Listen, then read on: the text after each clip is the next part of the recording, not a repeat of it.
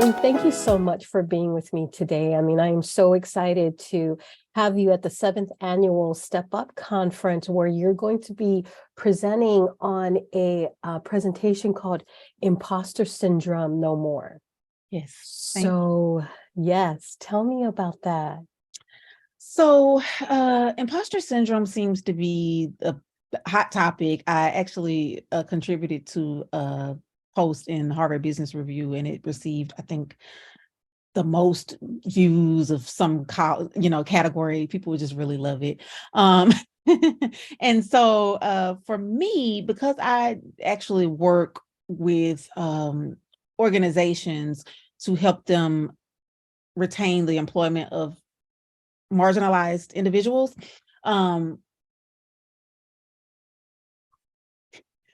imposter syndrome has always come up about that. And so I want to look at the intersectionality between being, a marginalized individual and dealing with imposter syndrome. Truth of the matter is, imposter syndrome affects probably all of us, but studies have shown that those that are marginalized and women deal with it a whole lot more. And I think that it can be very debilitating. So what I try to teach is that everybody deals with it. I try to teach about creating atmospheres and spaces where everybody can feel comfortable, where everybody can acknowledge it and hold each other accountable and pat each other on the back. And all of those things are necessary. And so a lot of people, especially when they're young and they're just coming into the workspace, they're so insecure about things. And I try to teach them that, everybody started somewhere. Everybody had a place that they began, and that's how they became experts. And that, it's also, I talk about having the audacity to be, to do, to step up to the plate. And I also like to tell them, once you're in the room, you've been invited to the room, you've done half of it, right? So you're there, embrace it, and make it work for you. Yes. So what is imposter syndrome?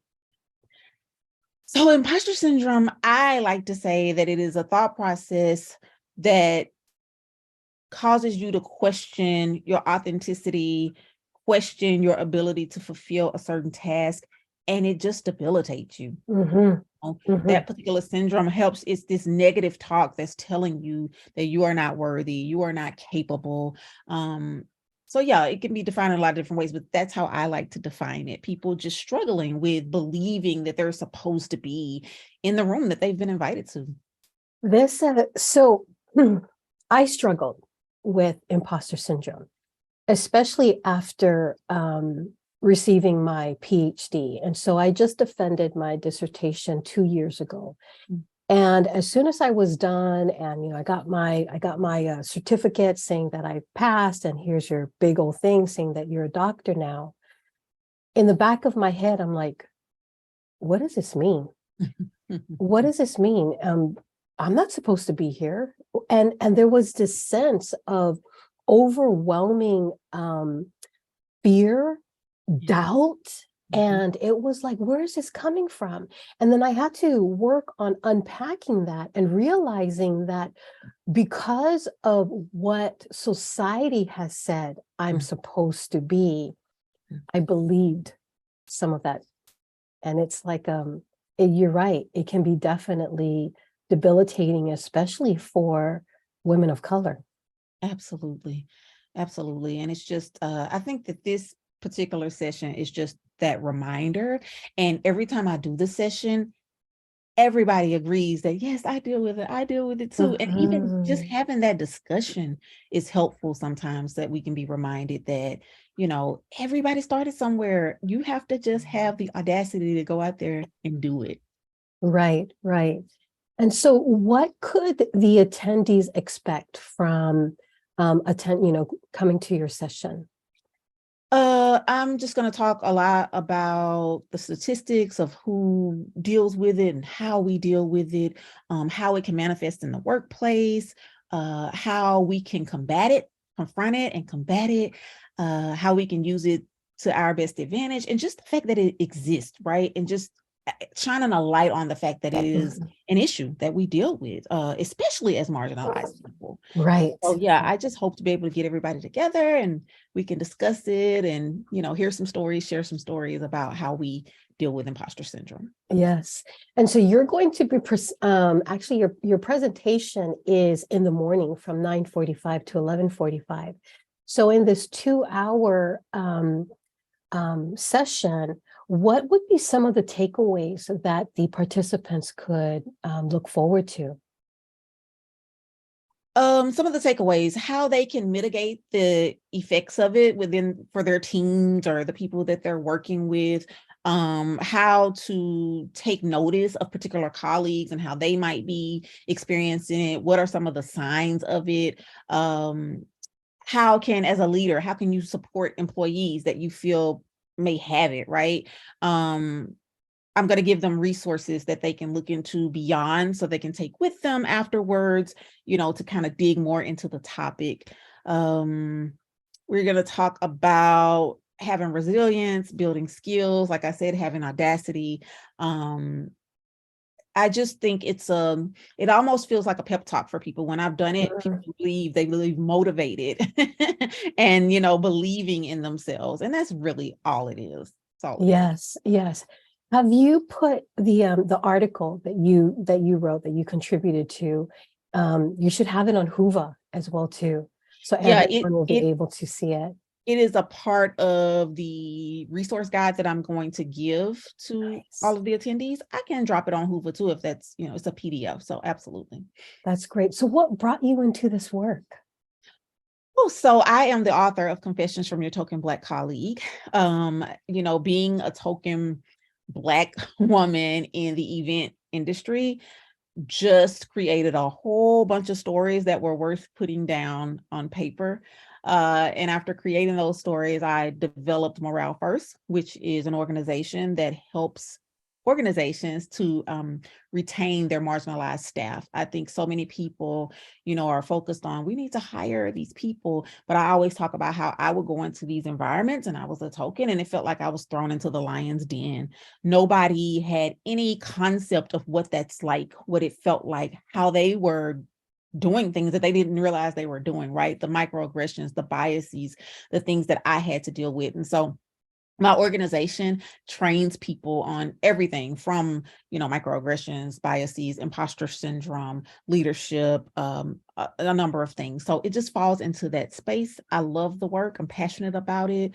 It allows me to continue to keep myself abreast and studying things and sharing and meeting wonderful people. And so, yeah, it's great.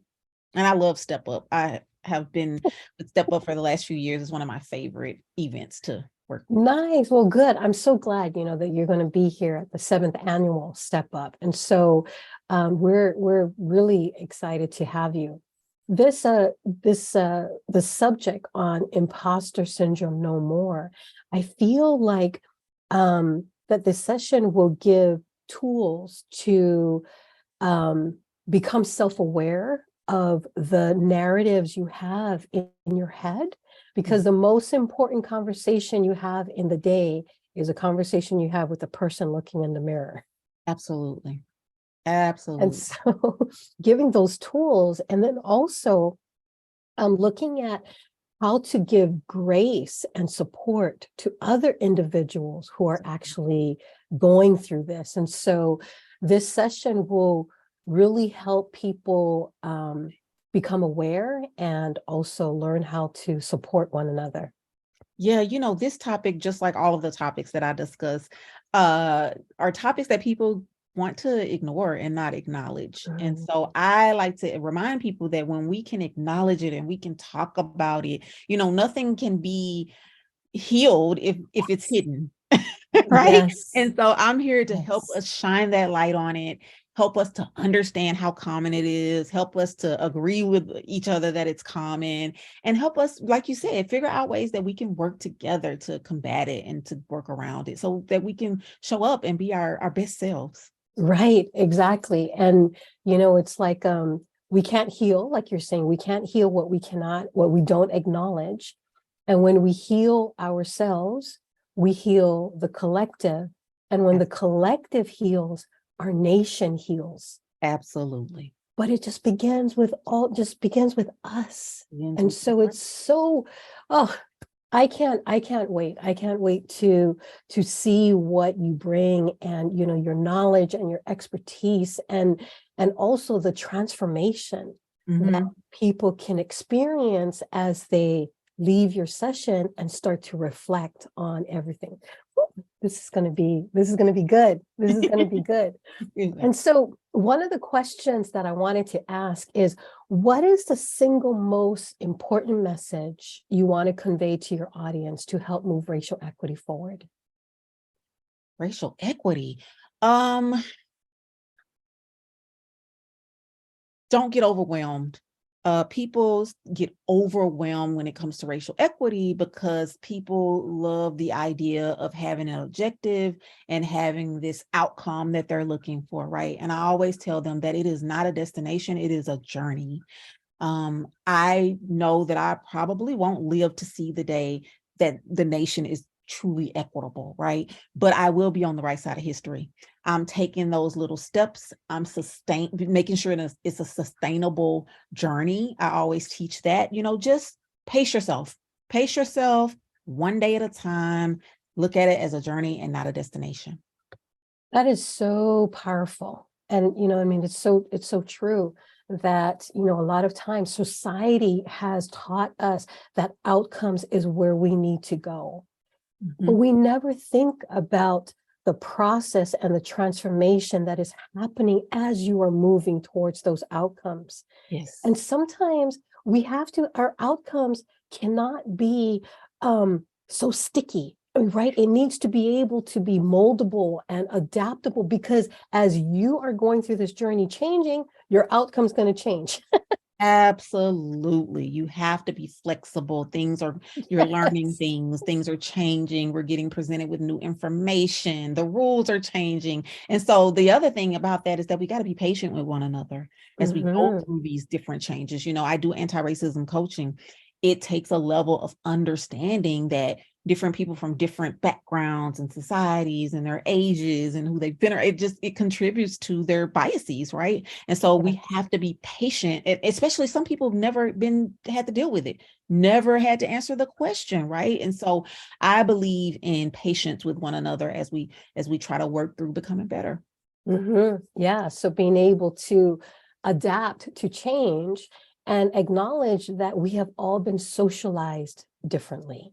Yes. And when we can see that and understand that, it broadens our understanding of the world and of each other. Mhm. And we can actually reimagine a different future. Absolutely. That's it. You're talking my language. Yes, yes. This is going to be very exciting. And you have been part of the Step Up conference for a few years. Yes, I have. It's my favorite. Well, I can thank honestly you. say. Mhm. Thank you so much for coming back, and, for sharing everything that you have, sharing your hard work. I always call this work hard work. I mean, Yes. it is definitely hard, but it is hard work. Artwork, Yes. absolutely. We got to have, I always talk about empathy, how important that piece is. And, we got to dig into that space of empathy so that we can really begin to make change. Yes, absolutely. Well, we are looking forward to having you on April 28th at the Step Up Conference, and your workshop's going to be from 9:45 to 11:45. So any of the listeners, if you are dealing with imposter syndrome, if you want to know more about imposter syndrome, if you want to be supportive and be a good ally of individuals who are dealing with this is a good session for you to come and be a part of. So, Tally, thank you so much for sharing this and sharing your knowledge with us. Thank you so much for having me. I appreciate it. Absolutely. Have a good day. You too.